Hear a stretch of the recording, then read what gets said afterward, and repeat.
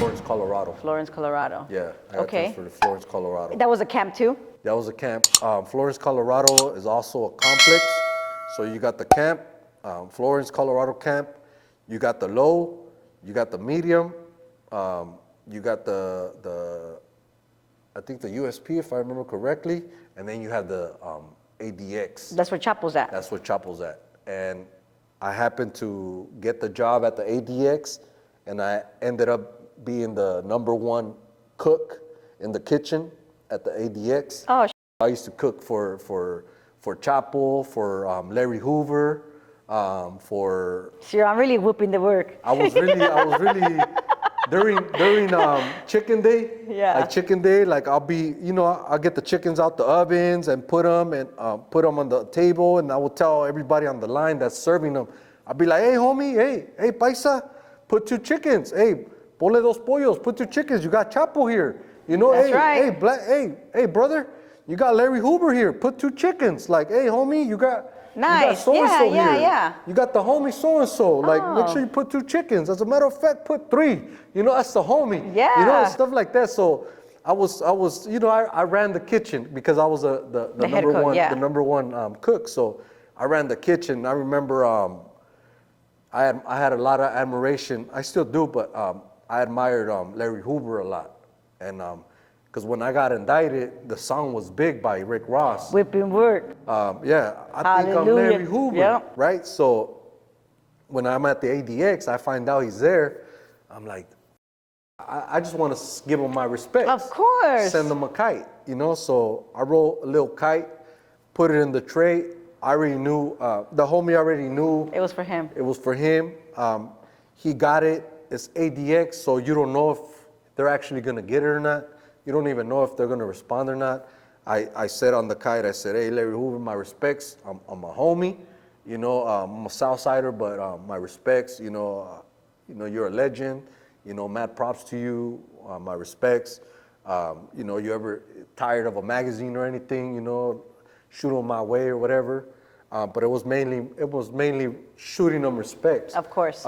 Because all of a sudden, when I become the #1 cook, these motherfuckers are getting stuff. Their trays are barely even closing now, because I'm dictating everybody. Wait, because the tray's closed? They didn't have like a regular tray? They have trays, but they have lids on them. Right? So they got the lids, so they're filling them up. So now they're like stuffing them. So now you can't even close them really, because I'm making sure they stuffing them. Right? So I don't know, like a week went by probably, and one of the officers at the ADX, which was my boss, he comes to me and he says, he calls me by, my government name, and he says, come here, and what's up? And he goes, you want this magazine? And he gives me a magazine, and I'm like, it was like a wedding planner magazine or something. I look at it and I'm like, what is this? Like, all right, cool, thanks. And he's like, no, fool. Bro, like, you see the name on it? And I'm like, oh shit, Larry Hoover. Yeah. Oh shit. And he says, now that's on you how to get it back to the camp, because ADX, you go through like some security, you go through some real security to go get out of there. Like what? You go through gate metal detectors. You get strip searched on your way out. So he was like, you got the magazine, but it might stay here. Like, he's not telling me to take it back, but I'm like, okay, I'm gonna take this back. So, there's tricks to everything. Yes. I end up back at the camp with the magazine and shit, and I'm going through the magazine. You hoop fucking magazine? No. Nah, that's too big. That magazine's too big. I mean, I gotta say it. But I mean, I'm from a hood. I've been to prison and all Of that. course. So hooping, it's like, you better know how to hoop something, for real. Like, you better know how to hoop something. Well, anyways, I get back to the camp. I'm looking through it. He ends up sending me his receipt from commissary, and he signed it. And then he sent me he didn't say much. He just said, like, thank you, appreciate it. That was basically like it, Yeah. So I look at his receipt with his balance. I'm like, That fool still had a gang, huh? This balling. Like, this motherfucker's balling, right? So I end up keeping the magazine. I end up getting some plastic, like a plastic binder. I put the magazine in there, and I put the receipt in there with it. And I closed it up. I took it home.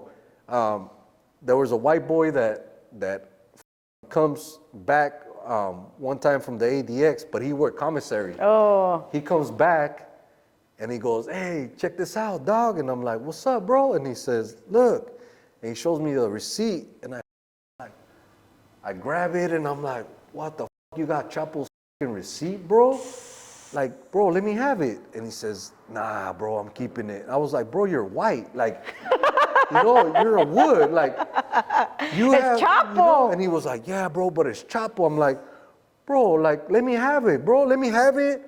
Let me try to sell it to one of these paisas, and we'll split the dough." He was like, "Nah, I think I'm gonna keep it, bro." And I was like, I mean, that's Choppies.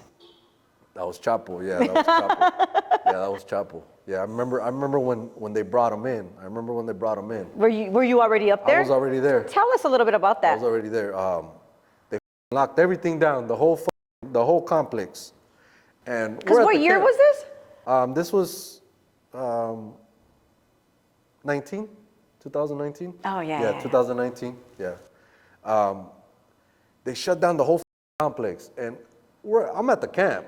We're at the camp, and we're like, "Why they lock us down for? Like, what the fuck? Like, we're the camp. We're fucking Camp Snoopy. Like, Yeah, literally. why they lock us down for?"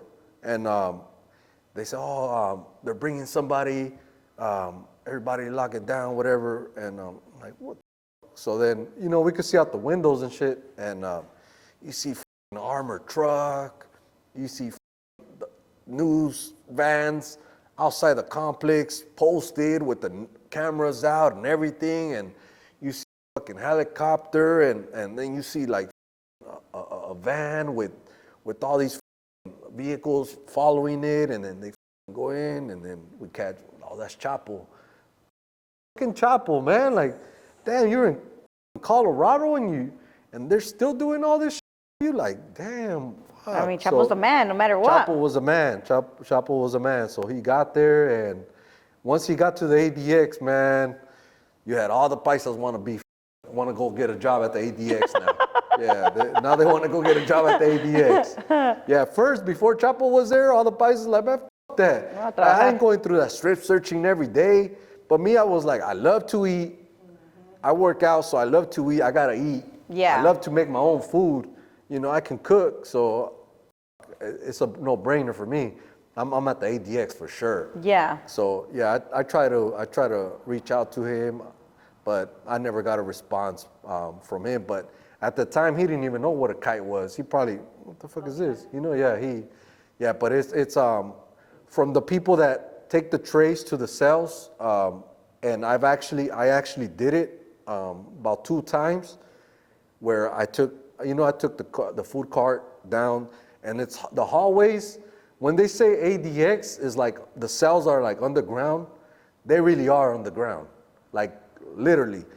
When you're walking the hallways go down, like they go down and they turn and they go down, and like, and you're like, "Oh shit, you're going down." So when you're coming back up from delivering the food to all these cells, you're working out your legs because you're coming back up, and you're like, that's how you know it's really underground. This really is underground, because you hear stories, but you're like, it's cap. They're spicing it up, but no, it's really. It's real. And then when you take a tray to a cell, there's a door. It's like a prison door, and it's open, and then you leave the tray inside that door, outside of another door.